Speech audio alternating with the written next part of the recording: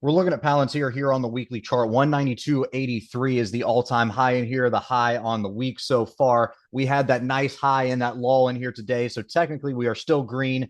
Although we did have some volatility in here. Basically, we're trading right up against that 190 area right now. We're at 189.60 is where we closed. $7 expected move priced in by this Friday. We're going to see where this candle closes. It's getting a little top heavy in here. The overall market is a little top heavy, but a lot of catalysts coming in this week. We also have Powell tomorrow expected to cut rates 25 basis points, 99%.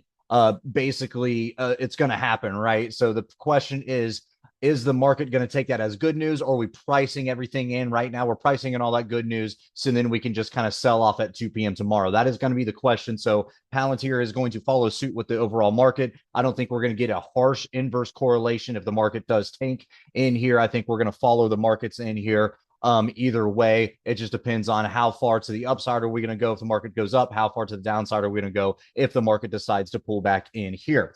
We do have earnings catalyst coming up for Palantir next week. So November 3rd, after market in here, we're going to see what happens as we work our way into next week. But to finish off this week in here, what are we looking at? Resistance is going to be that 192.83. Anything above that, nice whole numbers. Working our way up, obviously, to that 200 psych level. On the downside, we're looking at 186.96. Below that, we're looking at this lower trend line, which is at the 180s. And then below there, you have this 9-day EMA in here trading right at 177. So that is going to be spots for us to kind of set up shop as far as a support. So that is kind of what we're looking at in here. Let's see what happens tomorrow in Palantir. $7 expected move priced in by this Friday. Next Friday, it's going to change your earnings cycle. Huge $21 expected move priced in already on a relatively low IV. IV rank sitting at 32. So that could end up being juiced to the max, depending on if we're going to get a pullback in a higher VIX between now and then. But right now, $21 expected move priced in by next Friday's expiration, which contains your earnings cycle. So let's see what happens